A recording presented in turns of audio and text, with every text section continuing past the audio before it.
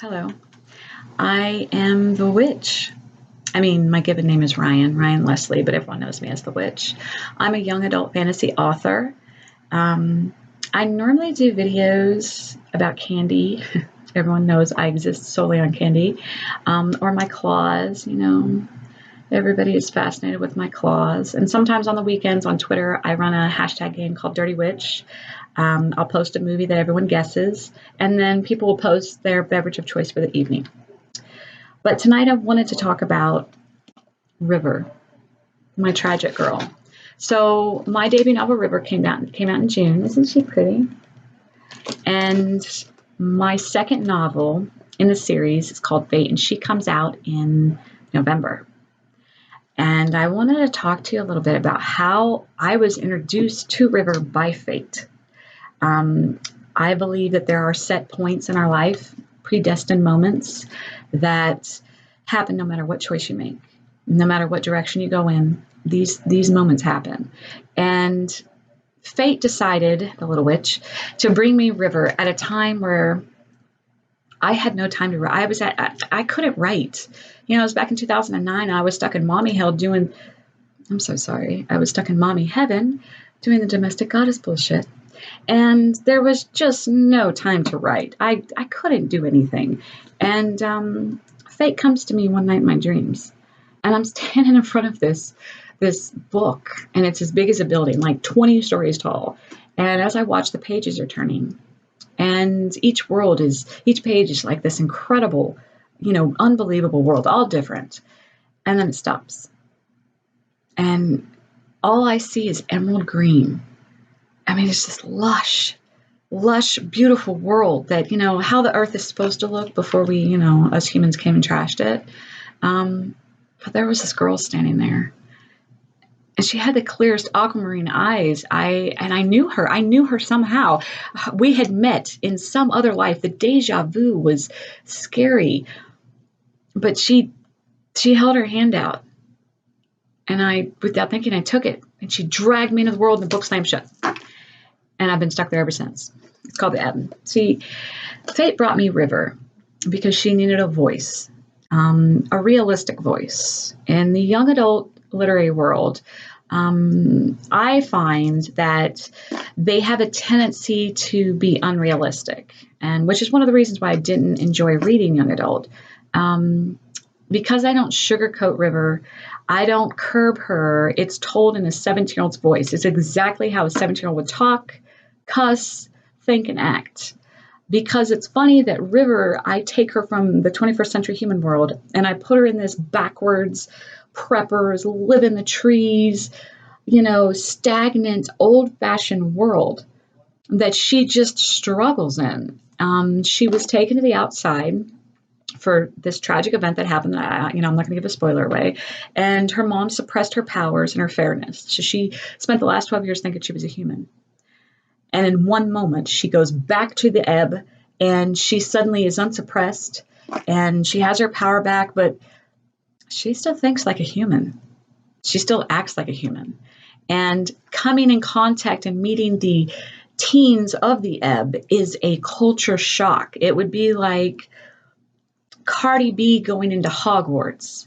Now, if you don't know who Cardi B is, look her up. But, it's like her going into Hogwarts, and they're like, why is she talking like that? Why is she acting like that? It's worldly against innocence. River goes into the Ebb. She's forced back home to this place, and it's a warrior-dominated, old-fashioned mate for life. No money, no electricity, no technology, power-filled world. And River's like a strong feminist, so she goes in and she creates this ripple. I mean, she just goes in, and they're like, oh no, you got to do this, and she's like, the fuck I do? Oh hell no, I ain't doing that. I mean, she is such a culture shock to them, but she gives her girls a voice that they don't have to do the things that they've been taught to do since they were born. And River struggles with who she is. She struggles with understanding why she is. Why are the fairs and the humans separate? Why is there a world hidden within the human world? Why do fairs have power and the humans don't? As she's struggling with this, she has two boys, two warriors that are fighting for her attention. She doesn't want to use her power because she's afraid of it. It's way too out of control. And she just is so different from everybody else.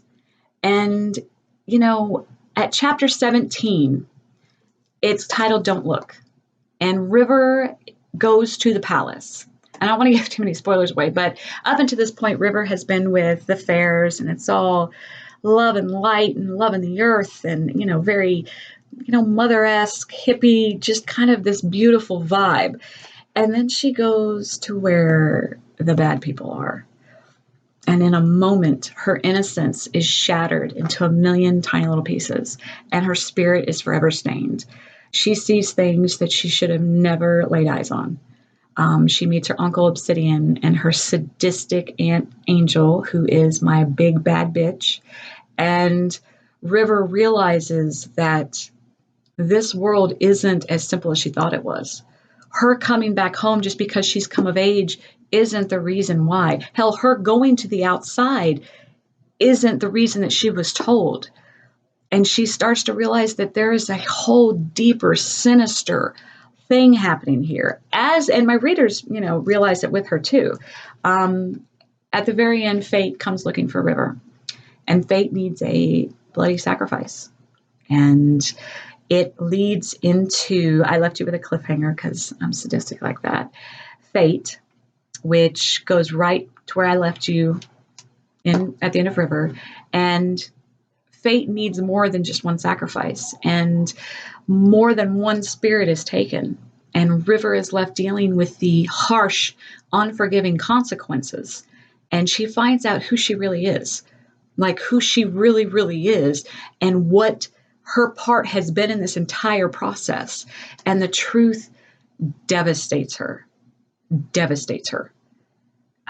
She has to make a choice. Does she let the darkness take over? Does she fight to stay in the light? The darkness is kind of cool. It's all warm and blank. No one expects her to be the chosen one, to be the hero. Where the light is very cold and there's so many lies, and she doesn't know what's true and what's not. She doesn't even know what's good or bad anymore by this point. And I leave you with another cliffhanger at the end of Fate, but one that's going to be even more shocking than the first one. She isn't your typical main character. And she really isn't. She will shock you with her decision. This isn't going to be a happily ever after, all rainbows, unicorns, and bullshit. This is real shit. And I hope you really enjoy Fate. She comes out in November. I will do a book reveal soon, but she is, the dark side of this life. River is the light side, kind of introducing you, seducing you into this world. But Fate's when reality comes crashing in and you realize, holy shit, this isn't what I thought it was. I'm going to fuck with your mind. I'm going to break your heart. But, why bother reading it if I don't make you feel emotion? And I'm going to take every single emotion you have and I'm going to crush it. Anyways, I hope I didn't ramble too much. Blessings and curses, whichever you have coming for you. And as always, your witch.